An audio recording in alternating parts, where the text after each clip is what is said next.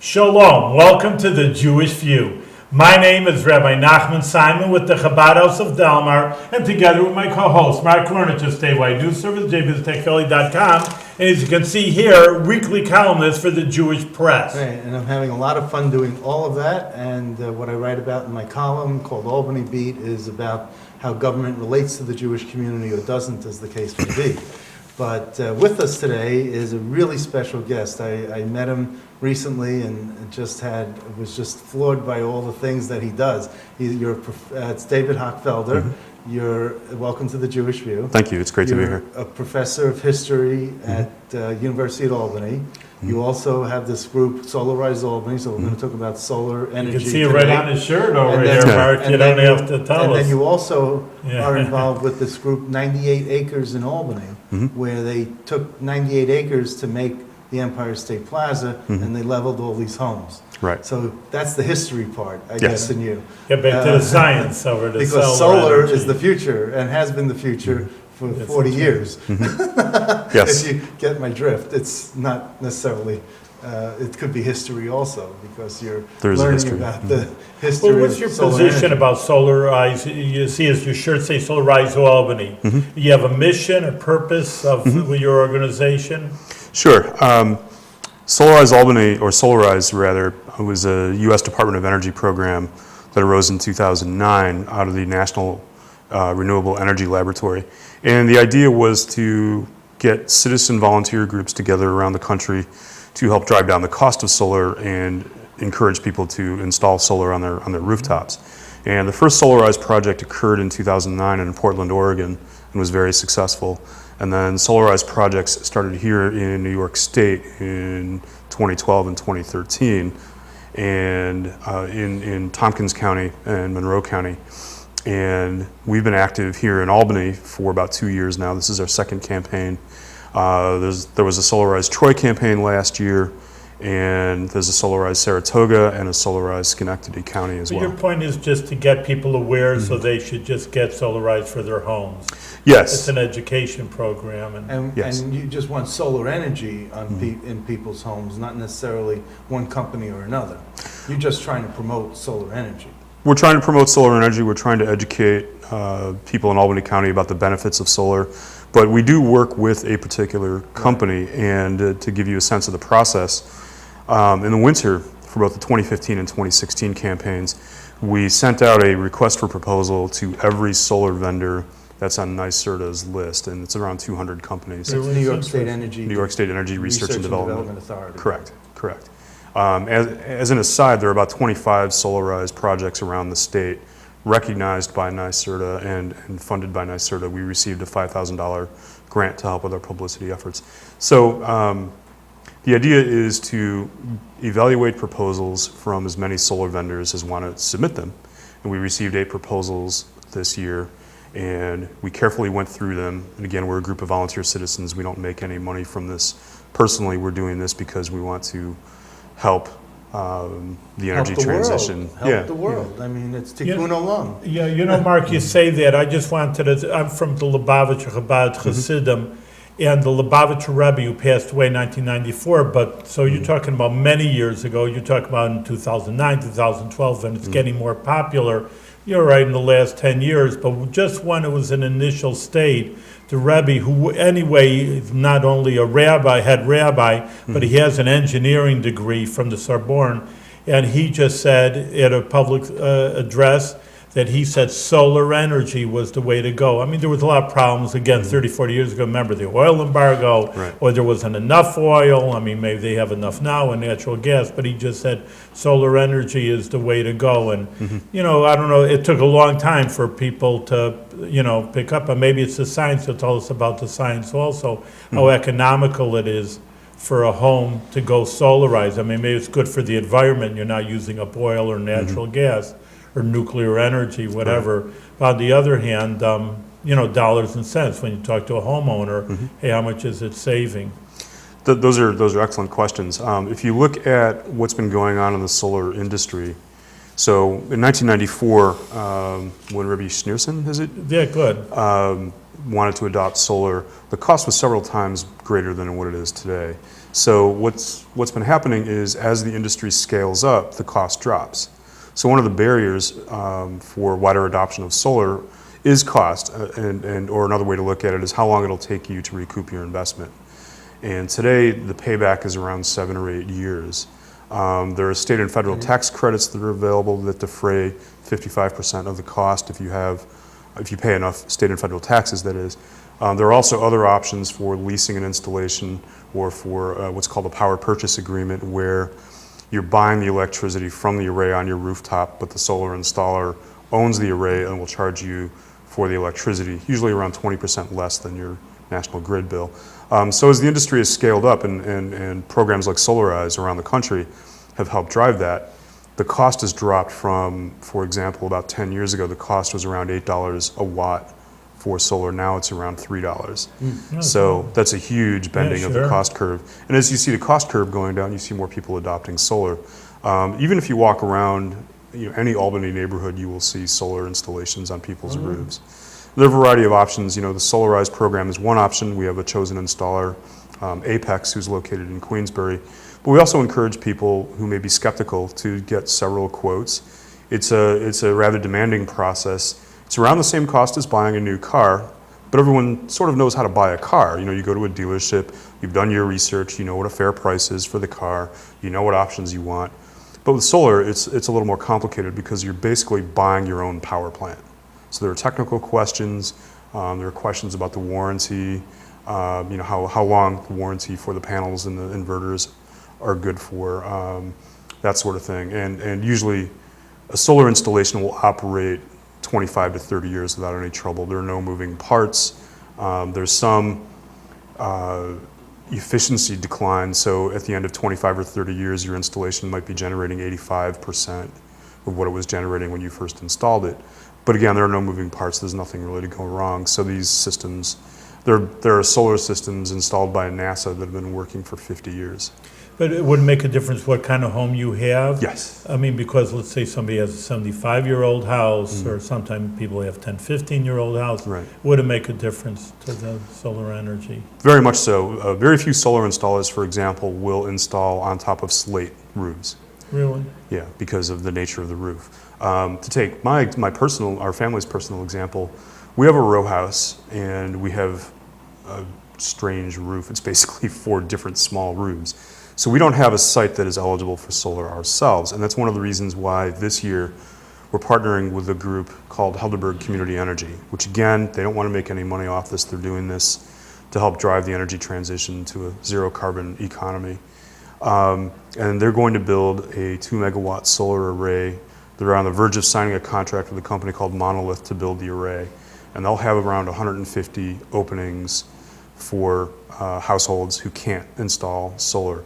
And they have the same sort of financing options ranging from a lease to a power purchase agreement to you can buy a share in the array like it's a co-op. And we'll probably buy a share. And we're also looking at getting a plug-in hybrid car, and we'll be using solar for that. And just to follow that point up, we really can't make the transition to a zero carbon energy economy without electrifying transportation. So we can install solar for home electricity use, and that's great, and we certainly encourage people to do that. But until we have a lot of electric vehicles on the road, we're still going to be consuming fossil fuels. Now, I hear this this phrase, solar farm. Mm-hmm.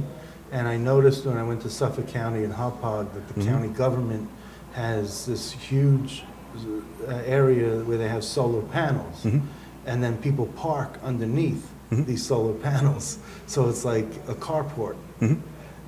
So is that something that we could emulate here in Albany, and should we? And is there property for it anywhere? Is there a way that, when you're in a more shaded area, that maybe these solar farms could have electricity getting to your house so that you could reduce your cost? Yes, and that's exactly what Heidelberg Community Energy will be offering and that we'll be buying into. Municipalities and counties, thanks to some rule changes from the Public Service Commission and from backed by NYSERDA, municipalities and governmental entities can install solar their own solar arrays for the purposes, let's say the town of Bethlehem has several of their so-called meters, a school or a maintenance building or what have you, that are powered from Bethlehem's solar array. That's a fairly recent innovation in the past 2 or 3 years. It used to be that you could only power 1 meter from one array, and now you can have several meters running off one array. So a lot of townships and municipalities have begun moving in that direction. You have frequently asked questions on your website, Mhm. so I'm going to test you to see if Oh. you know Yeah. the answers to these. And by the way, the website is www.solarizealbany.org. Okay. I Thank didn't know if it was org or net or whatever, but it's org. Okay. It's org, yes. How do I know if my home is suitable for solar? The process is that the installer will send a team out to the house. First of all, they'll look at your house from Google Earth, because that'll spot some very obvious things like tree shading or direction of the roof. The direction of the What's roof the is better facing. direction? South. South? South, That's where the, Miami Beach, that's where the, that's where the sun's coming from. Well, Sun and fun. Closer you are to the equator, the more you can put solar facing any direction, but we're not too close to the equator here. Far by far, yeah. Right. So once an installer looks at Google Earth or a similar mapping platform and says, yeah, that might be a likely site, they'll send a team out to measure how much sunlight falls on the site. And they'll also look at things like your roof size. They'll also look at your electricity bill for the last 13 months and to see how much electricity you use versus how much solar you can install. What sort of maintenance is required? Very little. Any solar installer will recommend that you have a fairly new roof, 5 years old or less usually.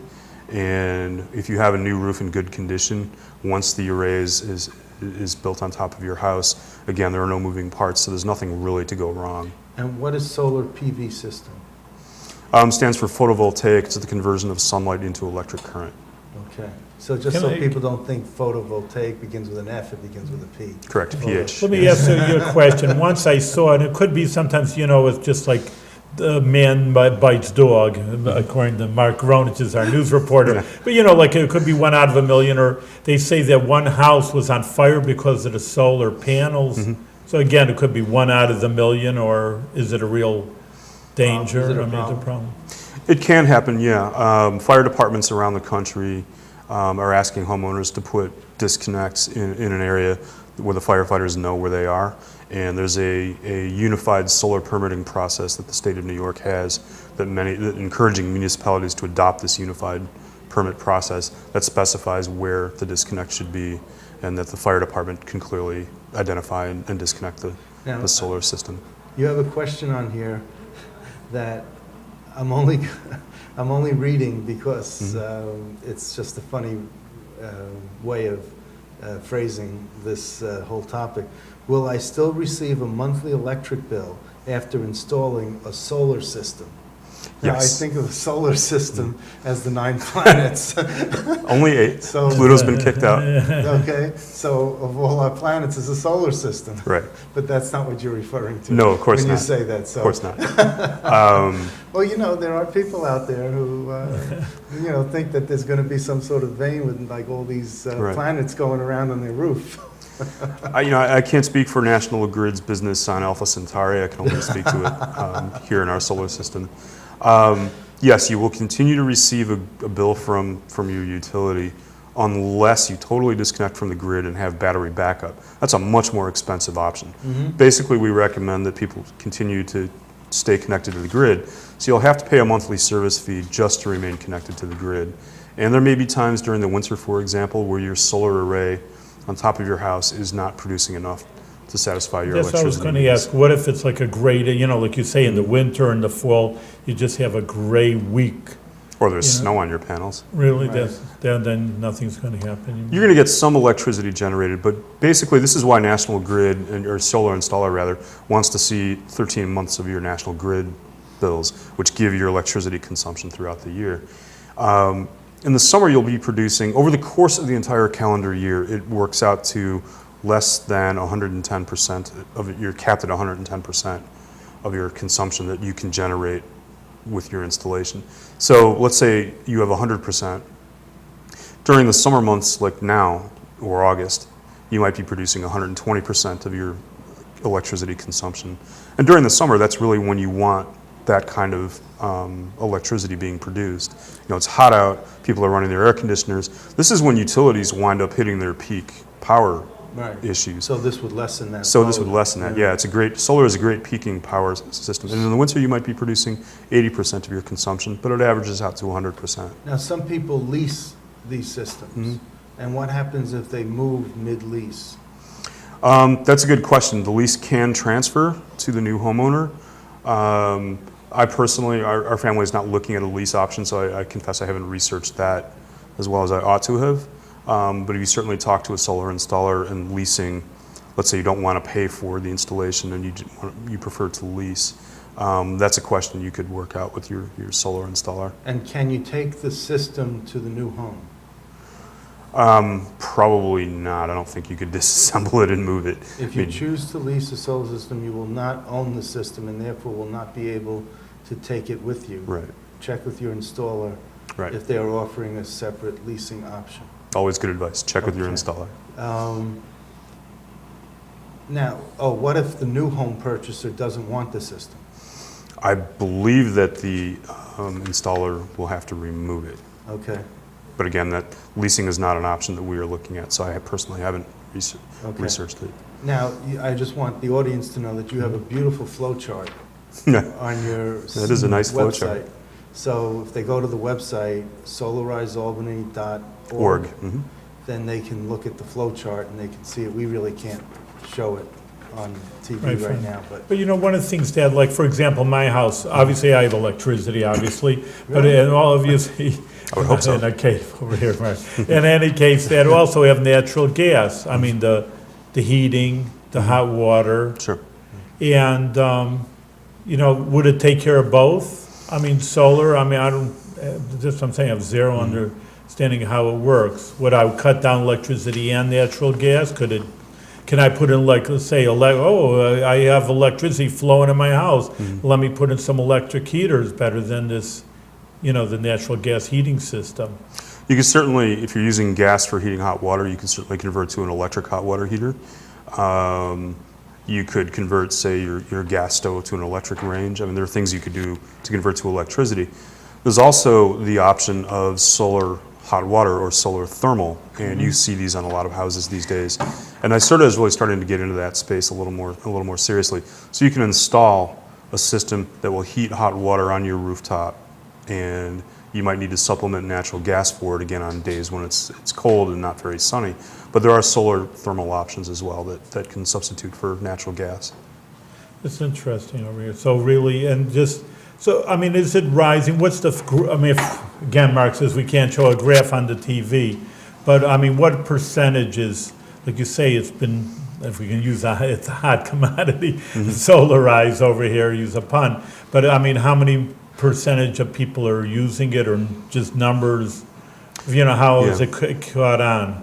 That's a good question. I don't have a hard figure, but if you look at both the cost curve and the adoption curve, they're rising. Solar installations are rising exponentially.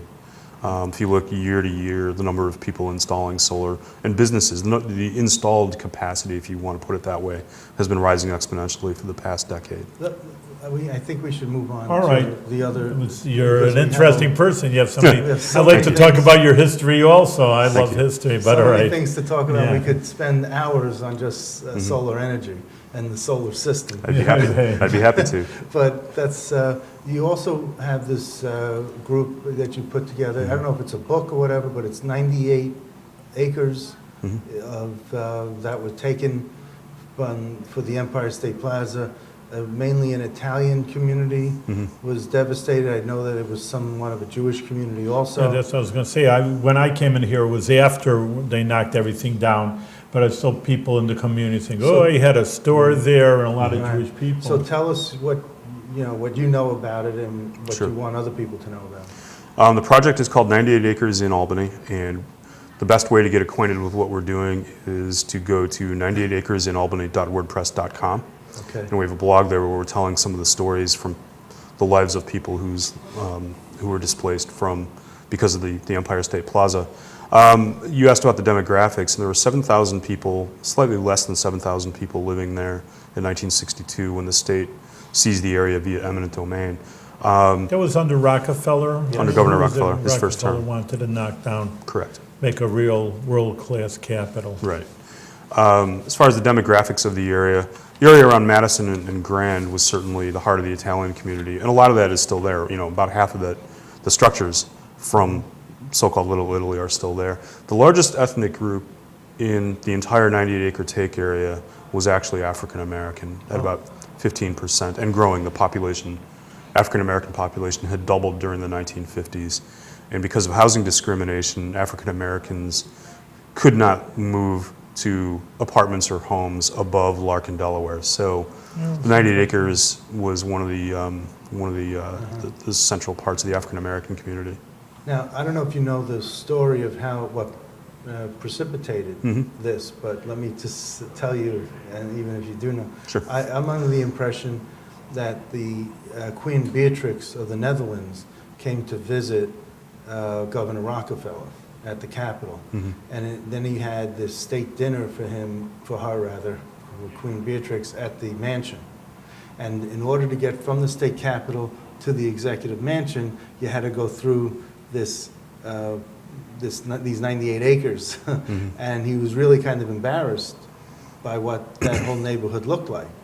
And he promised her that the next time she comes to Albany, there will be this huge development and urban renewal, that they'll build a government complex. And that's what really sparked his interest in wanting to get this done. And when I went online to see the website that you mentioned, I noticed that there was this arch, this Freedom Arch, that was supposed to be at the Empire State Plaza, and that wasn't. I don't know why it wasn't there. No one seems to know why, but everyone's speculating. But the other thing is, I got to tell you, the first interview that I ever did was March of 1978, when they cut the ribbon and the opening of the Empire State Plaza. Right. And I interviewed Governor Rockefeller. And he was the first interview, and that's why I stayed in journalism, because once you get to see that guy and you hear him and that big raspy voice that he has, and he focused in on you. I mean, there were tens of thousands of people around, and he just, I was in college, I said, I'd like to interview you, and he was like, yes, son, you could do, yes, sure. And he stood there for what seemed like a half hour, an eternity, and it was maybe 4 or 5 minutes. But he really took the time and didn't care about anything else, and took the time to answer my questions. Question why he knocked down 98 acres. I didn't know the whole story. Yeah, I was right. about 17 years old. I mean, I really didn't know what was going on. And all of a sudden, I had this wonderful interview with this. Are you with the into this former because you're a historian? What Yes. kind of history do you teach in SUNY? Well, to answer some of Mark's questions a little bit, first, I do U.S. history, first of all. All right. Did I get the Queen Beatrix story correct? That was one of the precipitating factors, Okay. but it's also clear. So in the 1950s, the state was building the Uptown Harriman office campus and planned to have about 20,000 state workers there. And if you've ever been on the Harriman campus, you know that it's designed around the automobile. So like cities around the country after World War What do you II. mean it was designed around the automobile? I don't know. Why do you say that? Connection to the highway system. I mean, it's just like here, so you can go around. Yeah, It's easy access. It That's what you're was saying. designed to facilitate state office workers traveling from their suburban homes right, to their good. offices. Whereas All right, I it's not very understand. pedestrian friendly or bus friendly, mass transit friendly. So it's really designed with the automobile in mind. And the Corning administration really did not want state office jobs moving uptown, presumably out of the city, or with state workers moving out of the city. So Well, it's still in the city. it's still in the city, but again, it's designed out to of facilitate. downtown. It's a Right. flight out of downtown. Right, exactly. Whether to the outlying neighborhoods or to the suburbs. So Corning kept pressuring the state to continue to rent office space, commercial office space in downtown Albany. The state was renting about half of the available commercial office space in downtown. And we don't know what would have happened had the Empire State Plaza not been built, but I think it's a safe bet that state jobs would have moved to the Uptown campus and that people would have moved out of downtown Albany. So in some ways, like it or not, the Empire State Plaza preserved state jobs being downtown. It's interesting, I never thought of that, so people just are right downtown instead of moving out. So are you, It could have been built on other sites, down by the river or Sheridan Hollow or other options considered. But it was pretty clear that if you wanted to preserve the vitality of the central business district and some of the inner core neighborhoods, that state jobs had to, one way or the other, remain downtown. Interesting. so what's the point of 98 acres? I mean, Right. PBS did a story about it, and I'm just wondering, what would be your point? Our goal is to build a website that'll digitally reconstruct and repopulate the area. We found photographs taken for appraisal purposes. Why is that necessary to do? I think in order to really understand the impact of urban renewal on Albany and also other cities, it's important to document what those areas looked like and who lived there. So using state records, we can also repopulate the area. We can put people back in their homes and apartments and places of business. And I think to get a full accounting of the costs and benefits of urban renewal, we need to have that When I moved here, history. it was, I guess, kind of fresh. This new plaza was still kind of fresh, and people Sure. were very bitter about about this Empire State Plaza and what they did. And I just think that if you keep this story going, people are going to continue to be bitter and drum up bad feelings. You could say that about any major historical event, I would think. But it's important, again. I mean, we're not talking Nazi Germany here. I mean, that's No, an of course important not. reason for a different time. Sure. But I'm just saying, why just drum up, continue the bad feelings towards the state government that this brings? We're not attempting to do that. We're attempting to be objective, even scientific about it. We think it's important that, again, to understand the full impact of urban renewal, and not just on Albany, but on cities around the country, that reconstructing and repopulating these lost streetscapes can help us assess what urban It's renewal very meant for the interesting country's because it history. goes the opposite. 20, 30, 40 years ago, or even from the 1950s, everybody was rolling out of this city into the suburbs. And now, you don't see it so much in the capital district, but New York City, Chicago, I know, are just boom, where they were always slums. And you say $1 million. $1 million, you can't even buy a garage. And in Harlem and Bedford-Stuyvesant. So it really hasn't impacted Albany that much, or maybe you know better than I do.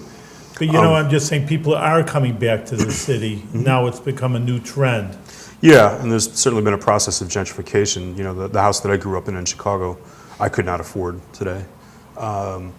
How about you, Rabbi? I haven't gone back. We have to go back. We'll have to go see the Cubs over here. That's Right, yeah, now's the year.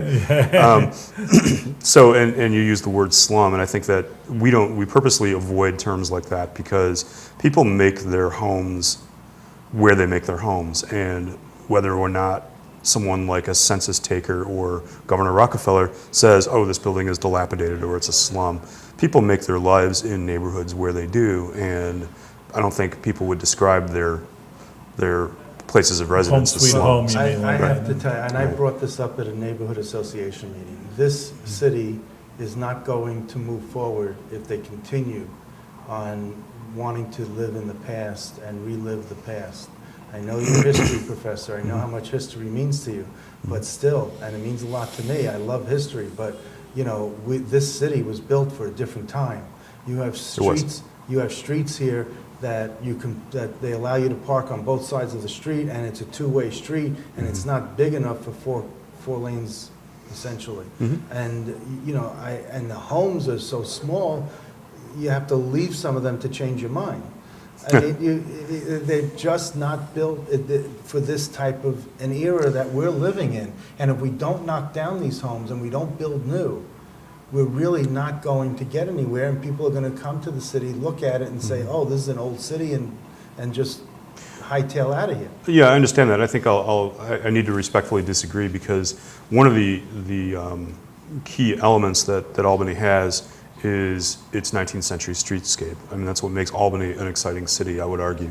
And I think it's important to preserve our heritage as much as we can, and certainly the historic I preservation would movement. love to is part of see in a Dutch site, a Dutch settlement recreation down by the water. Mhm. And like they have Williamsburg in Virginia.